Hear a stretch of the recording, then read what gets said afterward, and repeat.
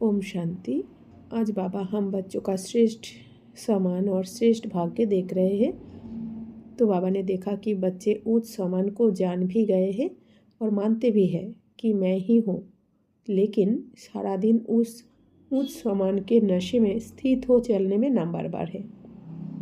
तो परमपिता परमात्मा शिव बाबा আমরা বাচ্চাদের শ্রেষ্ঠ সম্মান আর শ্রেষ্ঠ ভাগ্যকে দেখছেন।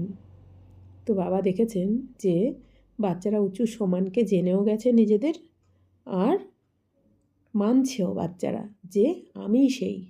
কিন্তু সারাদিন সেই উঁচু সম্মানের নেশাতে স্থিত থাকতে বাচ্চারা নাম্বার অনুযায়ী হয়ে গেছে।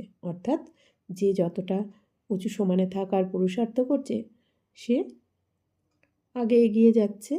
तो बाबा कहते हैं कि बच्चे जितना आप अपने उच्च सम्मान के निश्चय और नशे में रहोगे उतना ही आपका पुरुषार्थ सहज हो जाएगा, अर्थात आप मेहनत मुक्त होते जाओगे।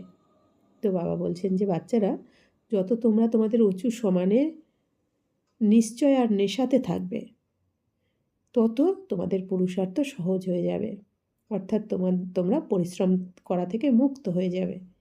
आपका संपन्न स्वरूप शक्तियों और गुणों से भरपूर है, उसके आगे कोई भी परिस्थिति टिक नहीं सकती। तो बाबा बोलছেন যে তোমরা সম্পন্ন স্বরূপ শক্তি আর গুণে ভরপুর। বাবা বলছেন কি শক্তি আর গুণেতে তোমরা বাচ্চারা ভরপুর, আর তার সামনে তোমাদের শক্তির সামনে গুণের সামনে কোনো পরিস্থিতি টিকতে পারবে না। आप तो विश्व परिवर्तन का कार्य करने वाले हो, इसलिए आप बच्चों में इतना निश्चय और नशा होना चाहिए कि मैं ही हूँ। তো বাবা বলছেন যে তোমরা তো বিশ্ব পরিবর্তনের কাজ করছো, এই জন্য তোমরা বাচ্চাদের নিশ্চয় থাকা উচিত আর নেশা থাকা উচিত যে আমি সেই विश्व परिवर्तनकारी आत्मा। तो ये स्वयं परमात्मा ने आप बच्चों को स्मृति दिलाई है कि आप कौन हो, किसके हो। तो बाबा बोलছেন যে স্বয়ং পরমপিতা পরমাত্মা তোমরা বাচ্চাদেরকে এটা স্মৃতি দিয়েছেন বা মনে করিয়ে দিয়েছেন যে তোমরা কে আর তোমরা কার, অর্থাৎ আমি আত্মা আর আমি परमपिता परमात्मार सन्तान। तो आपको अपने स्वरूप में स्थित रहे गुणों और शक्तियों को यूज़ करना चाहिए। अब आप अपनी दिनचर्या में इस अभ्यास को बढ़ाओ, स्मृति स्वरूप बनो। तो बाबा बोलছেন যে তো তোমরা এখন কার আর তোমরা কে এটা তো বাবা তোমাদের মনে করে দিয়েছেন, তাই তোমরা এখন তোমাদের সেই স্বরূপে স্থিত হয়ে যাও আর গুণ আর শক্তিকে ইউজ করো। তোমরা এখন তোমরা তোমাদের এই স্মৃতি তোমাদের দিনচর্যাতে অভ্যাস করো, অর্থাৎ সারাদিন তোমরা স্মৃতিস্বরূপ হয়ে থাকো যে তুমি কে আর তুমি কার। देखो लौकिक में भी किसी के पास चाहे कितना भी धन हो, वो जानता भी हो और मानता भी हो, परंतु फिर भी उस धन को स्वयं के लिए अगर वो यूज़ ना करे तो उस धन का उसके लिए कोई फ़ायदा नहीं है ना। তো বাবা বলছেন যে দেখো বাচ্চারা লৌকিক দুনিয়া তো কী হয়, কারো কাছে যদি অনেক ধন দৌলত থাকে সে সেটা জানে যে আমার কাছে এত আছে আর সে মানেও, কিন্তু সে যদি ওই ধনকে নিজের জন্য ইউজ না করে, নিজের কোনো কাজে যদি ইউজ না করে তাহলে ওই ধন থেকেও কোনো লাভ নেই তার কাছে। সে যদি সময়তে ইউজই না করতে পারলো তাহলে লাভ তো হলো না কিছু থেকে। इसी तरह जब तक आप अपनी शक्तियों और गुणों को इमर्ज रख यूज़ नहीं करते तब तक आप कमज़ोर रहे हार खाते रहते हो।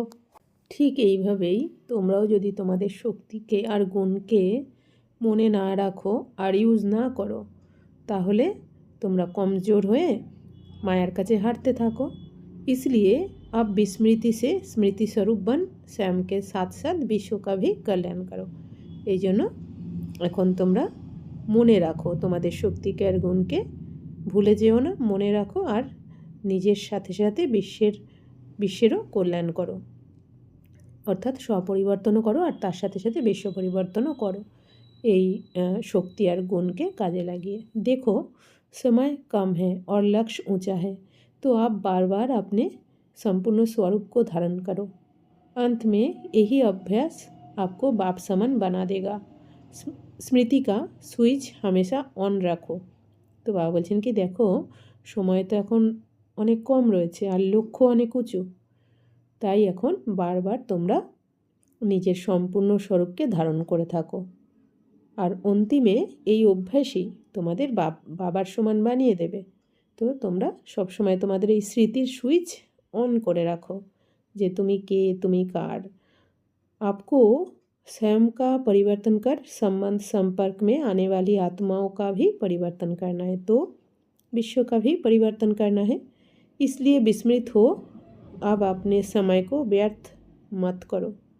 তো বাবা বলছেন যে তোমাদের এখন নিজের পরিবর্তন করে সম্বন্ধ সম্পর্কতেও যারা আসছেন আত্মারা তোমাদের সঙ্গে, তো তাদেরও পরিবর্তন করতে হবে। তো বিশ্বের পরিবর্তনও তোমাদেরকে করতে হবে। এই জন্য তোমরা এখন তোমাদের সময়কে ব্যর্থ নষ্ট করো না। তোমরা তোমাদের গুণ আর শক্তিকে ভুলে যেও না আর সময়কেও ব্যর্থ নষ্ট করো না। আচ্ছা, ওম শান্তি।